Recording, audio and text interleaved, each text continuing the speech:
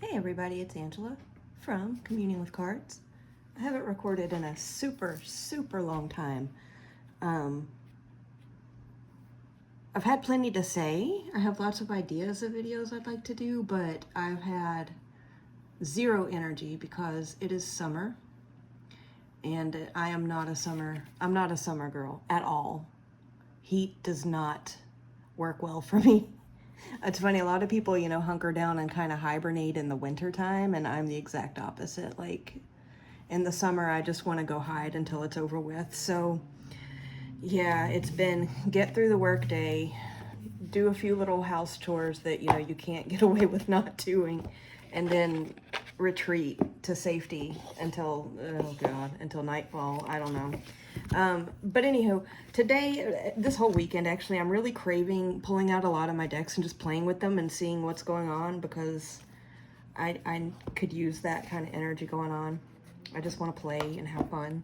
So I figured, since I haven't recorded in a long time and I don't really plan on doing anything elaborate anytime soon, I would just turn on the camera and we could do this together. So this little trio, starting out, which I will tell you what they are here in just a second, is one that I semi-showed, I think, on my last video, or maybe the one before last, I don't know.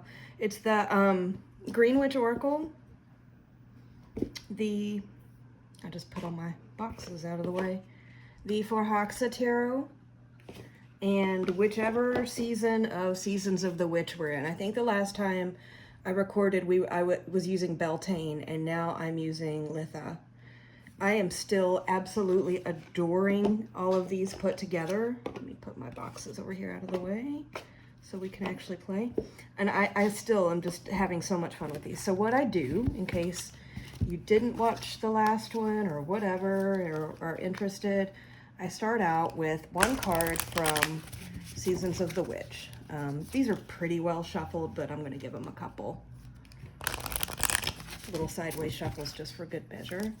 Grab a card, and we have Hydration. That's funny because my drink's almost empty. Let me zoom in and do this. Then I take two cards from the Green Witch Oracle, which is a deck that I totally got because I was intrigued by everyone else showing it way back when it came out. And then after I got it, I never used it. Which is sad, because now that I'm using it as part of this trio, I love it so much, and it works so well. So well. Did I actually zoom out? I did. I meant to zoom in. Okay, cool. So, well, this is fun already. So I take two of the Green Witch Oracle and put on either side of the Seasons of the Witch, whichever season I'm using. And then I do from the Forhaxa, which I love. This is another one that I got it and I didn't really use it, and it just kind of sat on the shelf and looked lovely. I'm gonna have to zoom this back out, but that's okay. But once I started pairing it with this little deck family, I love it so much more. Let me see if I can get in here. Okay, so we have Hydration here. More to the story than meets the eye. Be mindful of what hides beneath the surface. I do use the guidebook for this Oracle deck. So let's go into the book and read for card number 20. Hydration, basic nourishment, foundational healing, and source of the problem.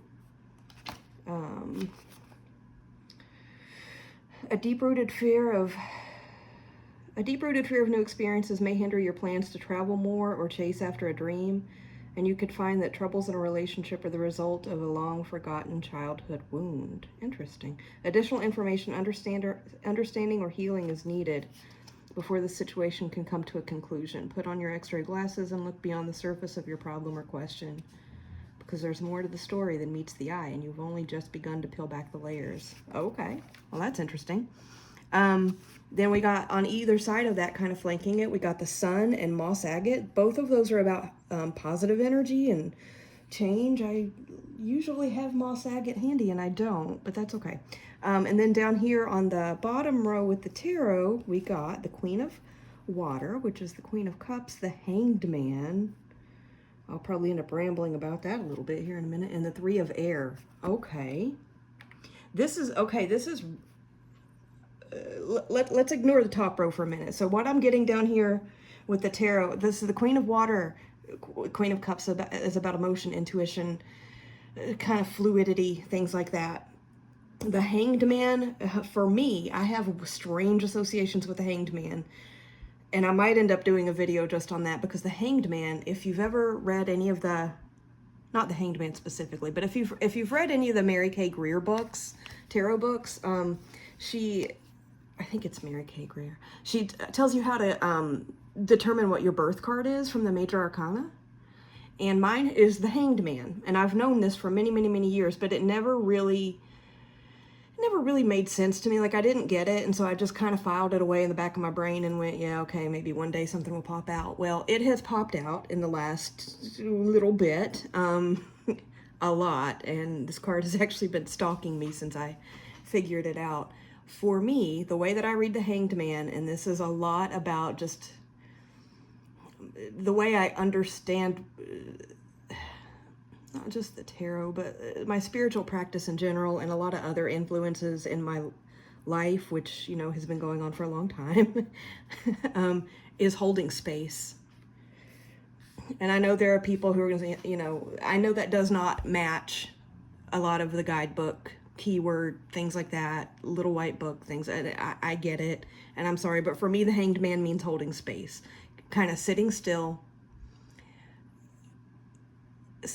being quiet, listening, learning without judgment, without opinions, without trying to fix things. Just surrender, pause, listen, and hold space, not only for yourself, but sometimes for others, for, you know, other people, for places, for so many things. I mean, if you've watched any of my videos, you probably know, I don't have that many, but you'd probably know I'm pretty big into ancestral work with the tarot. And so this comes up a lot, holding space and really just being still and listening and trying to understand things that have happened in the past that have led to whatever. Anyway, so I think that's interesting. So we've got, you know, I ramble so much when I read cards. This is why I don't read for other people, but that's okay. So we've got the Queen of Cups with the water and the feelings and the emotion and, you know, the love and the fluidity, with the Hanged Man who's literally just sitting there in my mind holding space for something that's going on. And then the Three of Air, which is the Three of Swords, which is that the thing that always comes into my mind when I get a Three of Swords card is learning something that you can't unlearn, knowing something that you can't unknow.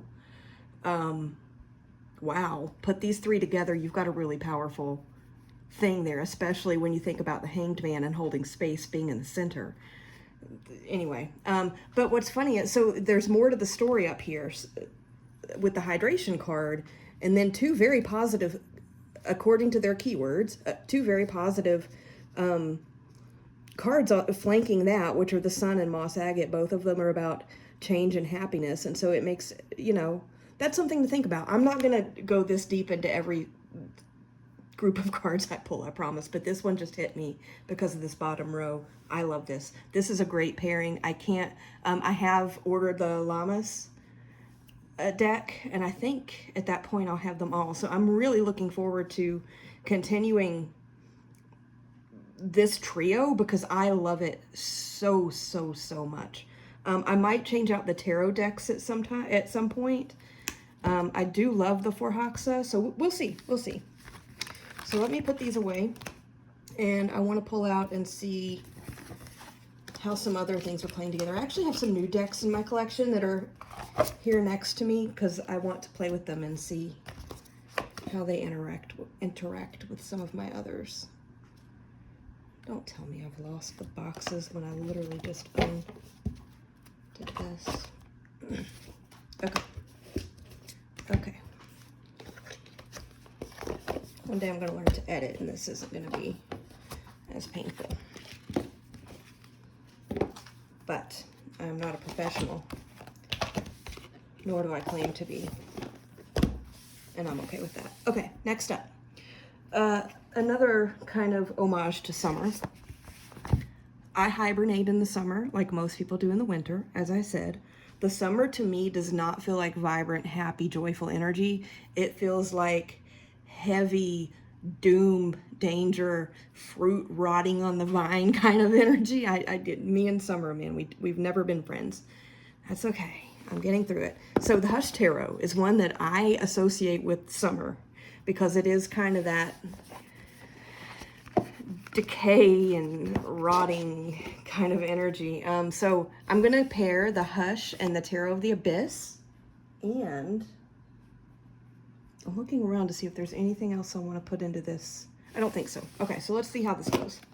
I actually pulled these out a few days or a week ago or something, and just did like a still photo and posted it on social media, I think. I really liked how these two were working together, and I hadn't pulled out either one of these decks in a while, so it was kind of cool. I'm just going to do 2 cards each because, okay, so we have the Nine of Pentacles, which is my card, and the Page of Pentacles. I love that Pentacles being an earth suit, they have the goats here for Capricorn. I'm a Capricorn girl. I was reading, browsing through social media one day, I think it was Instagram, and I saw a post, just some random post that popped up that was talking about Capricorn traits. And because they are an earth suit, it was saying that a lot of Capricorns have a tendency to hold on to the past. And to carry burdens and to carry things that should be let go with them for way too long. I thought that was interesting, especially since the major card associated with Capricorn is the Devil. I mean, carrying things around, yeah, for sure.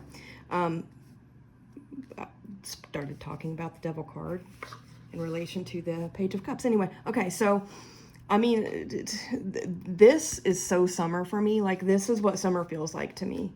Not necessarily these 2 cards, but this deck in general. So we've got the Nine of Pentacles. We've got the Page of Pentacles.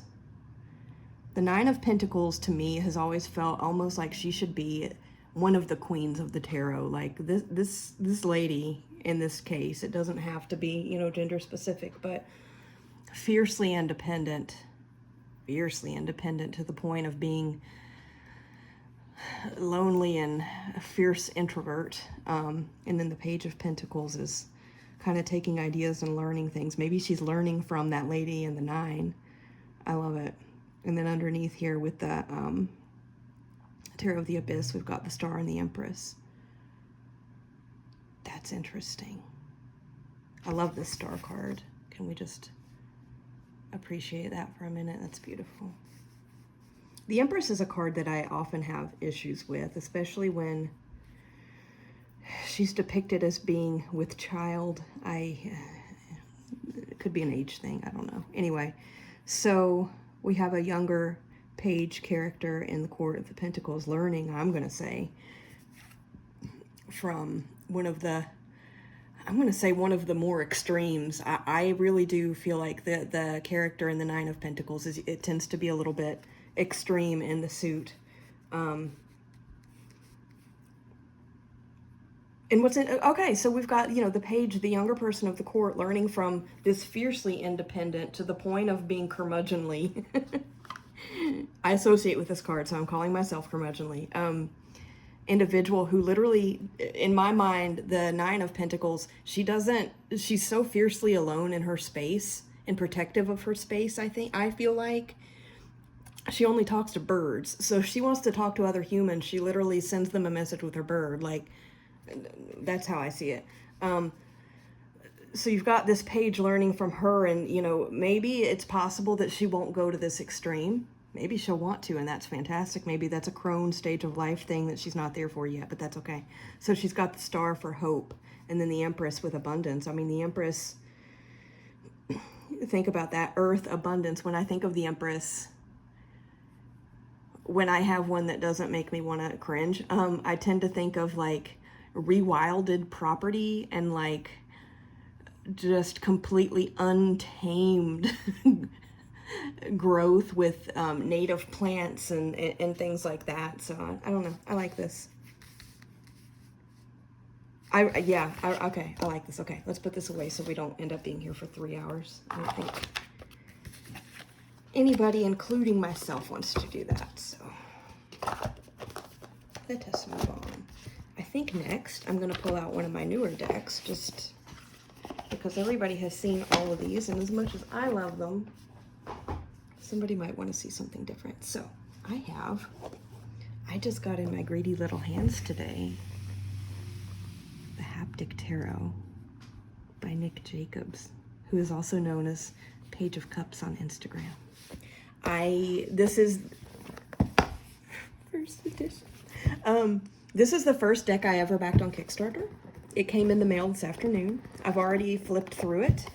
I do not have it in order, so I can't give you a flip through, but Krista Chronicles did actually post a great flip through of it. It was either yesterday or this morning, so go check out if you want to see a flip through. Those really aren't my specialty. I already have some very strong feelings about this deck. This deck and I think, are going to be very close. And one of the reasons why, let me get a shuffle. I actually want to try this. I have not tried to pair this with anything yet because I literally just got it today. But let me grab what I want to put it with, and then I will dig through this deck and show you my favorite card, and the one that almost brought me to tears when I was unboxing because it's so good. I want to put this so bad with the Somnia, so we're going to do that right now because I want to see how these two play together. I have a feeling it might be epic. Let's see. I have trouble shuffling the Somnia because the cards are so tall and my little hands are too small. Okay. I want to see what we can come up with here. King of Swords. Knight of Wands. Okay, so we've got two energies that trouble me, so we might be getting some shadow stuff going on here. Let's grab some Somnias. Oh yes. Queen of Swords right under the King. And Five of Swords. Oh Lord, okay. We are going to get some shadow coming up in here, but look how beautiful these are together. We're going to get something that I can already tell that these two decks together are going to give me things to work through. Wow.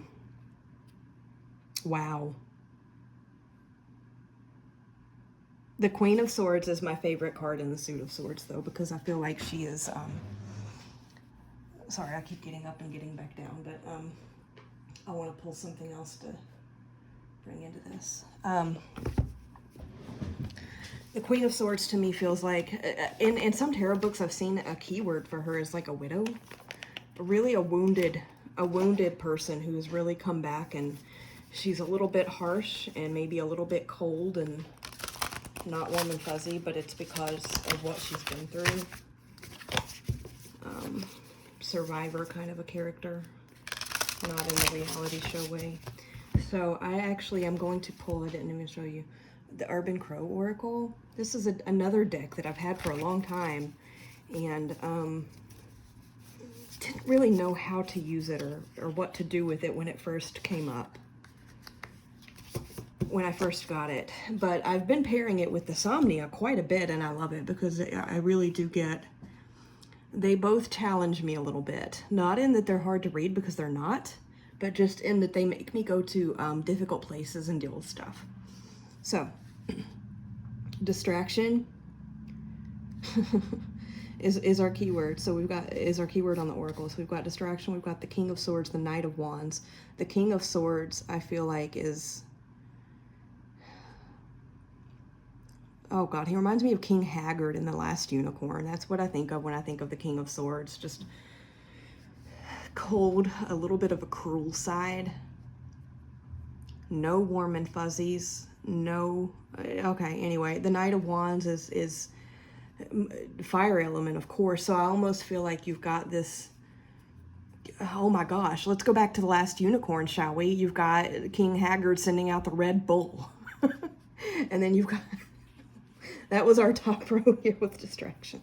And then the Queen of Swords and the Five of Swords down here at the bottom. That, okay, this is interesting because the Five of Swords in a lot of ways, and sometimes I say this for the 7 too, but it's at what cost? Like you're winning things. Yeah, you won a battle, but at what cost? Did you sell your soul for it? Did you trade your humanity for it? And I wonder what happened. I feel like in all of this energy, something happened to her that made her what she is. So it's almost like he ordered him to do something a little bit on the cruel side and a little bit on the ethically gray area side. And she either sat back and watched. I get stories from tarot, you guys. I'm like the tarot storyteller. I should change my channel name. She either sat back and watched and just watched it with cold, dead eyes. And wouldn't that be sad? That she doesn't have the capacity to feel anymore, or whatever was he did, ordered by him, that was at what cost, was something done to her, and that's why she's as cold as she is. Interesting. Okay.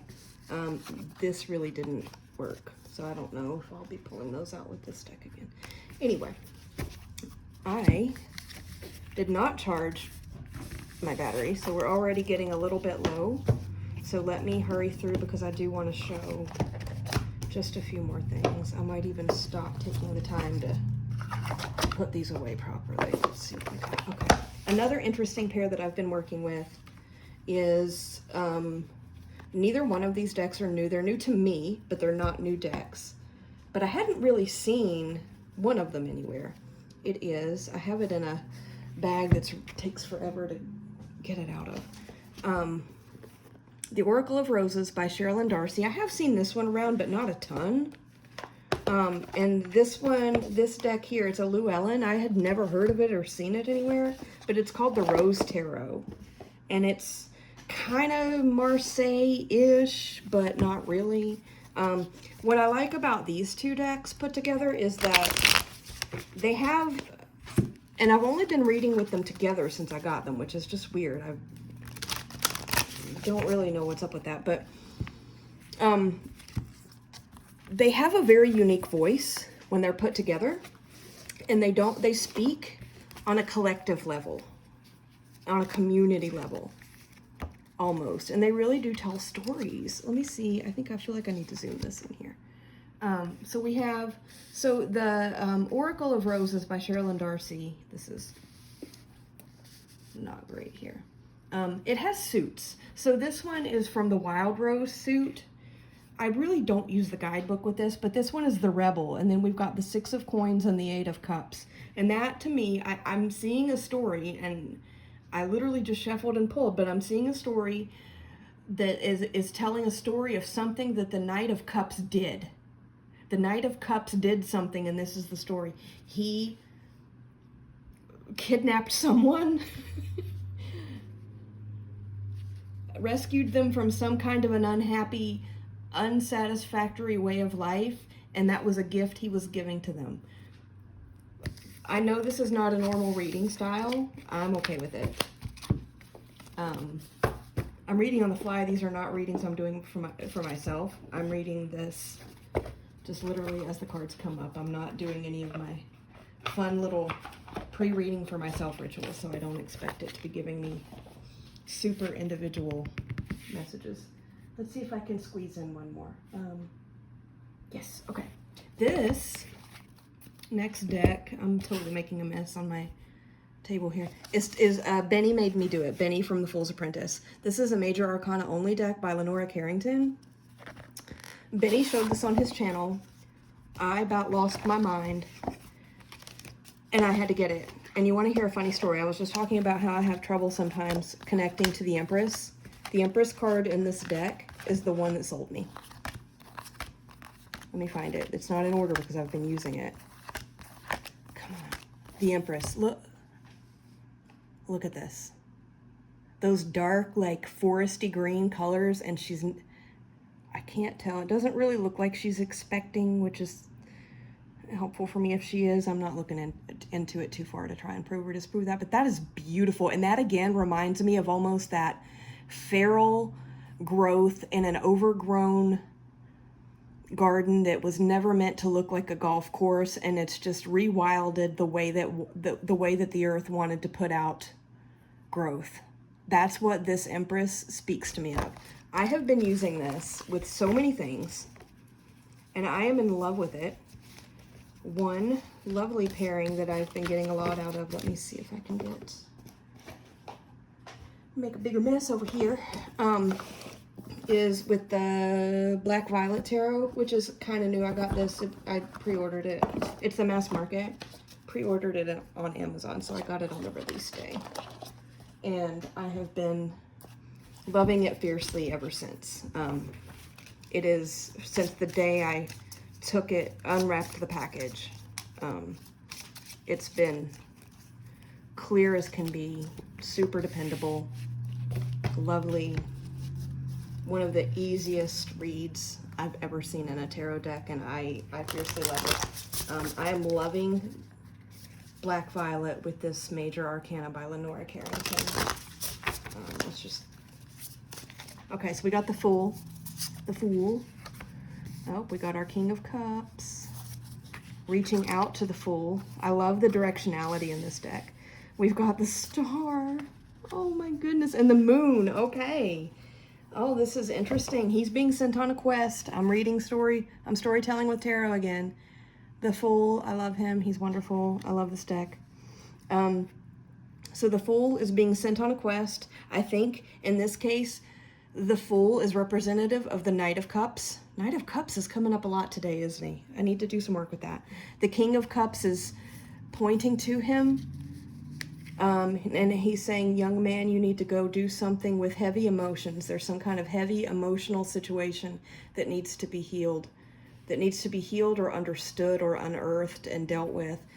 Go forth and do this for me. The Star is bringing in hope and hope and a promise of